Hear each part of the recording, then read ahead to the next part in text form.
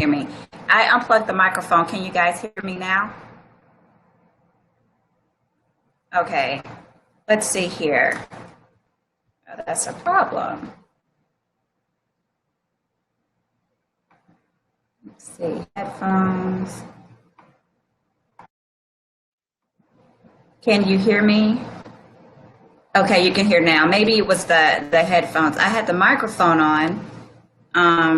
Let me try this again. I would prefer to have, it was the microphone. I have to figure out how to use this microphone. I had a new computer and I had technical challenges, but anyway, I'm glad you guys are here. Thanks for joining. Hey, Dr. Nicole, how are you? I'm Dr. Stephanie, as you all know.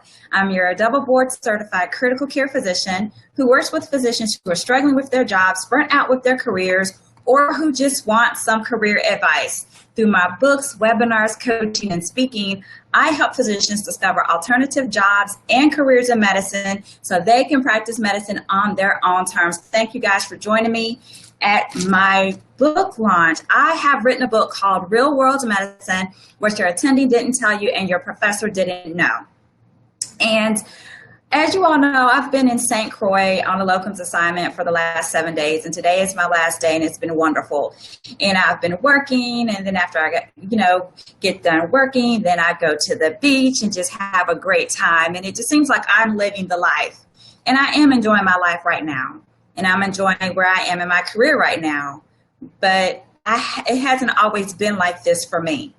And that's one of the reasons why I chose to write this book, to share with you a couple of the experiences that I've had and hopefully to give you some tips and some strategies to help overcome some of these issues that we face as physicians, but nobody ever talks to us about.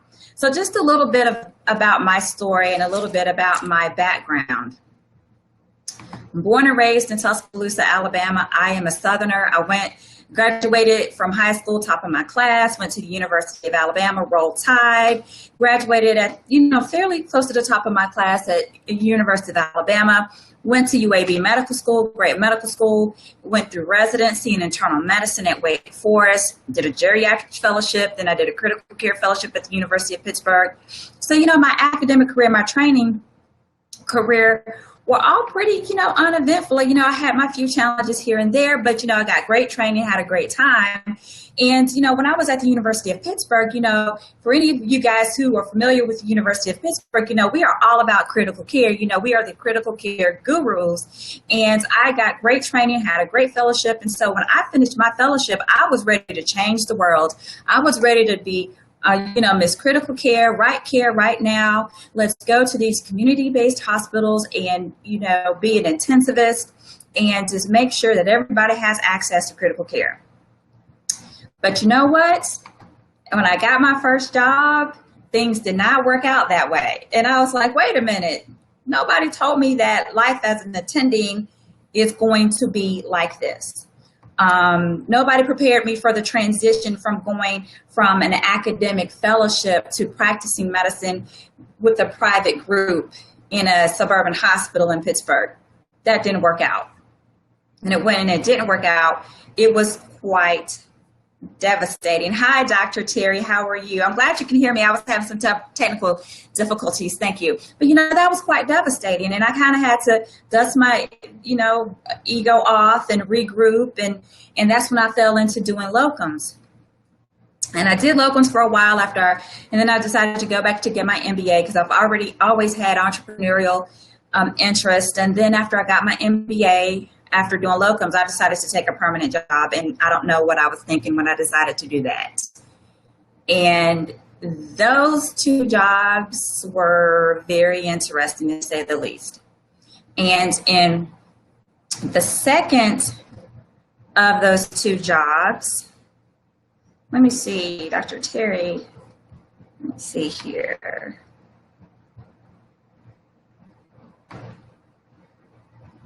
Oh, I'm surround sound over there. Hi, everybody in the Dr. Kincaid household. We love you. I love Dr. Terry. She is amazing. She's like my big sister, and I love her greatly. But that job that I got was horrible. And it always amazes me how one minute people love you, they want you to come work for them, they're excited about what you have to offer, and then the next minute they hate you and they try to destroy your career. And that's exactly what happened to me. They discriminated against me, sexually harassed me when I stood up for myself. They retaliated against me, and they tried to destroy my career, and they tried to destroy my license. So they tried to destroy, me professionally and personally and financially. Absolutely, Dr. Nicole, it's politics. And I decided right then and there, after I went through that ordeal took 7 months to resolve, cost me $40,000 worth of legal fees. And I said, I will never be in a position again in which one person, one organization, one group of people decides that they want to have control over your life.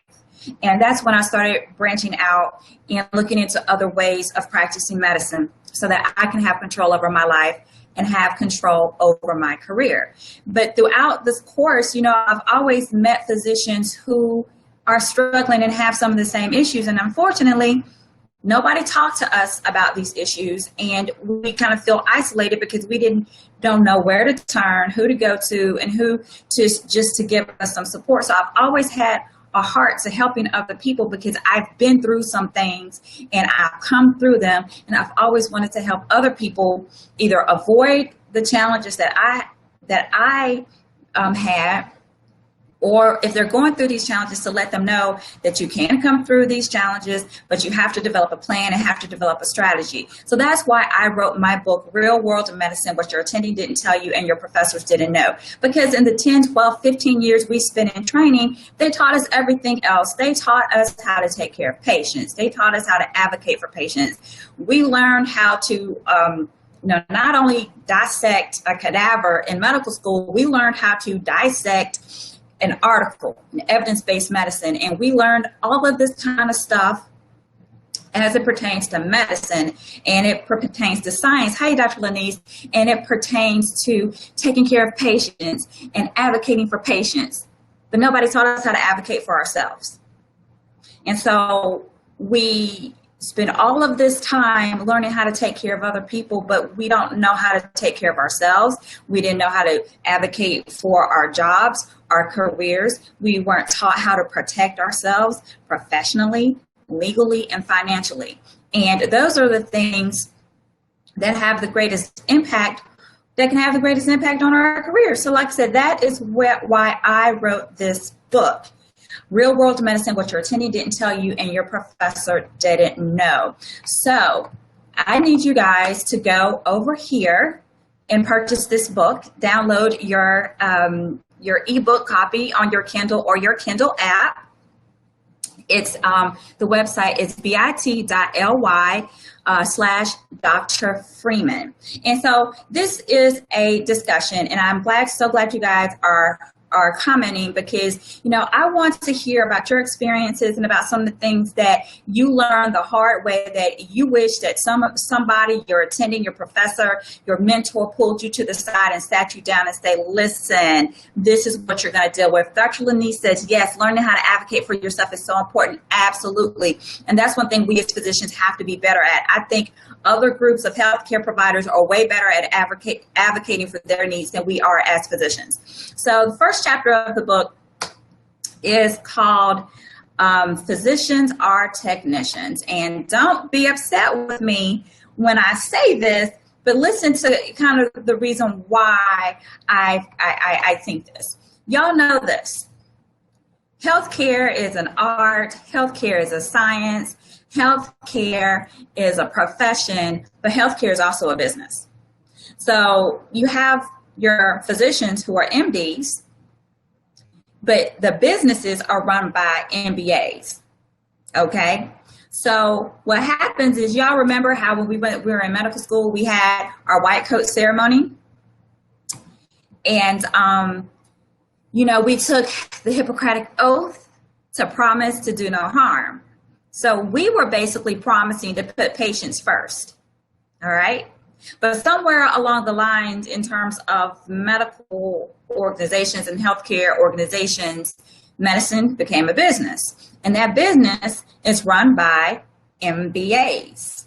And MBAs who run a business do what? Who do they put first? What do they put first? They put profit first. And depending on what type of business entity it is, they don't answer to you or me or to the patients. They answer to the shareholders. So what happens when there is a conflict? Dr. Nicole said, right, it's money. What happens when there's a conflict? When there's a conflict between us and we put patients first, but then the healthcare organizations put profits first, who ends up losing? Who loses? Who ends up with the short end of the stick? It's the patients, but oftentimes it's the physician. Because see, then when you have other people making decisions based on not necessarily what is best for the patient, but what is best for profits. And sometimes we physicians are the ones who are put in the middle. As you can see, with all the tension going on, everybody thinks the doctors are the bad guys because obviously we're the ones that make millions of dollars, not the healthcare, not the CEOs of these health insurance business industries, making millions of dollars in salaries. They think we make millions of dollars. And so they're upset when they have to come to our office and we have to collect that $25 copay. And they don't sit up here and think, how many $25 copays and $40 office visits do you have to see in order to make overhead? So there are business decisions that are made by MBAs that have very, very little regard for what the MDs feel about it. And so they treat us as technicians. So instead of coming to us and saying, hey, this is the issue, this is the problem, we're facing this budgetary shortfall, what happens? They change your schedule. They shove more people onto your schedule. They, cut your appointment time, or they change your scope. They change the description of your job. They shut down one office and they tell you to go to another office, or they open another office and tell you, oh, you've got these more offices that we're opening, or they acquire, more hospitals or open new units and do all of these things and then make you have to pick up the slack and do the extra work without your input. So basically, they treat us as technicians. And so that's one of the things I talk about in the book, is that you have to really recognize what the corporate mindset is and how, corporations and, the position. Sometimes it's not in the best of lights. Dr. Lanise says, as physicians, we put ourselves railroaded by the business side of medicine. Absolutely right. And hopefully by reading this book to change that. So once there's the website to go to for this limited time special offer, t.ly Freeman.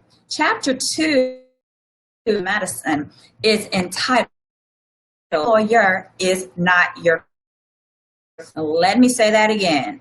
You're not your friend. The people agenda, and that is the they put the needs first. Their job is not to advocate for you. Your relationship with your employer-employee relationship, the more you understand that, the better you'll be friendly to your employer. You think your employer, but at the end of the day, they're going to put the needs of your needs. They are not your friend. And that's why we all get our feelings hurt.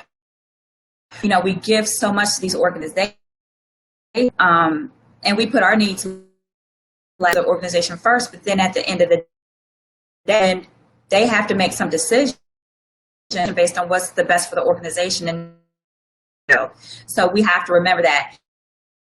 I learned this the hard way. My husband, an entrepreneur, has been telling me this for years. Absolutely. Too. So now I look at business, and this is business. Okay. Doctor says, oh Lord, chapter 2. Why did I just 20 years of practice? Preach, doctor. I learned this early on, and that's why I'm wrong. Because they're not your friend. They are not your friend. Their job is to protect the needs of the organization and what's good for the organization. And if it's a for-profit company, their job is to protect the shareholders.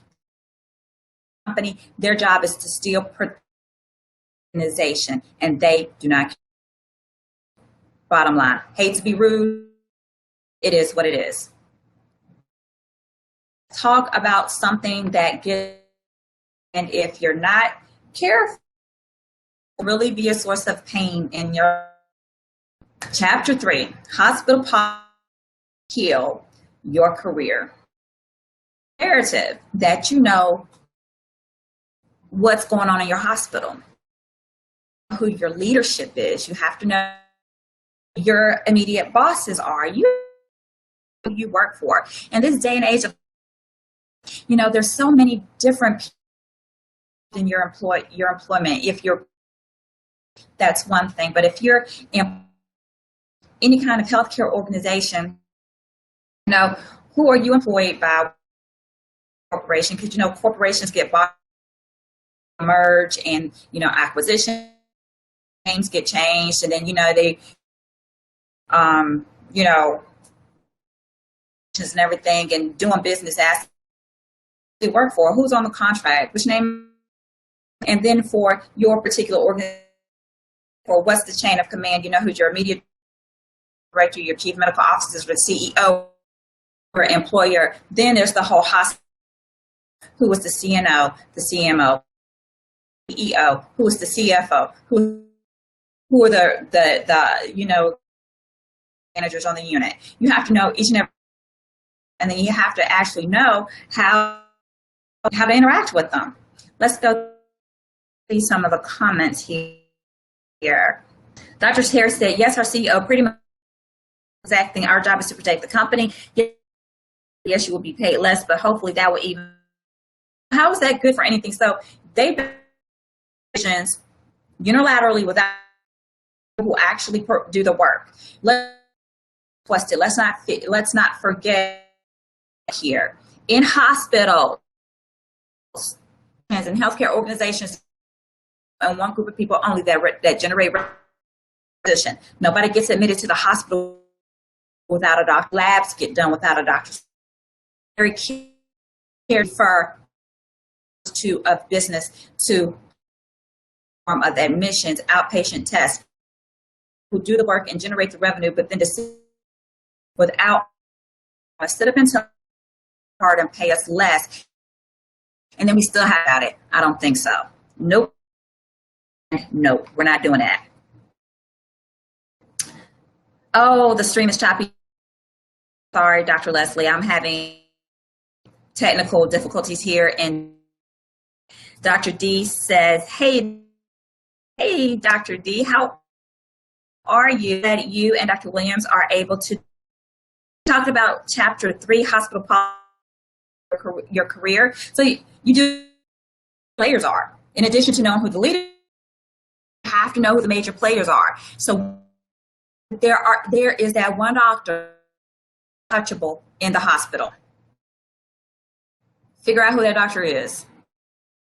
Know that. We know that there are people in the hospitals who know wrong. I'm going to say about that. Figure out who you are, and just so you know. Okay. Hospital politics. To go to this website, your copy of the book. Buy your copy of bit.ly Dr. Freeman. Okay. Some of the comments here. Right. And there is Chapter 5. Big Brother is watching. After we discuss all the ways that are being monitored, they don't know about. No idea. People are, somebody say people are economically critical. They're looking at your numbers. They're looking at how much money you generate. They're looking at how many RVU you generate. They're watching you. You have no idea. No. your performance metrics, how long it takes for you to do anything, especially as women. Thanks, Dr. Williams. Appreciate island's environment here. But as women, it's hard because people scrutinize us, how you dress. If you dress up every day and then one day you're in scrubs, that's a topic of gossip. Well, she's in scrubs today, feeling well. Come in every day and you speak to their way, and then one day you come in and you forget to speak. That's an issue too. So watched all for we do personally, professionally, act, what we wear, what we say, and we're being what are metrics. People are everything that we do, and they're telling you what. They're not telling you what how they're doing it, but that you're being monitored. Choppiness is getting worse. Okay, is the connection here at this clip in. So is it? Let me see. I have to listen to the right. Sorry, the feed is choppy. Well, I'll be quick here. That connection is not the best here. Okay, so here. All right. All right, like I said, wireless internet connection is here, and I do apologize. Okay, so in chapter 6 of the book about the importance of social media, and I've entitled this chapter "The World is Watching and That You Work," and it is so important that we learn to conduct ourselves on social media. That means that we are to ever do social media. That is the way. We are where we are. That is the sign of the times. We have to be able to engage with our audiences, as to get business and life. But at the same time, as physicians, certain rules that don't apply to other people. So that for whatever you do, violates HIPAA. There's certain things that we don't violate the Hyde Act. So we have to be both of these, and that across all platforms in communication. And then we also have the images portray on social media, and it directly pertains to the world, how our potential patients, how our professionals. I can tell you, we all know stories who have engaged in questioning that has been caught on social media and were working at their current job.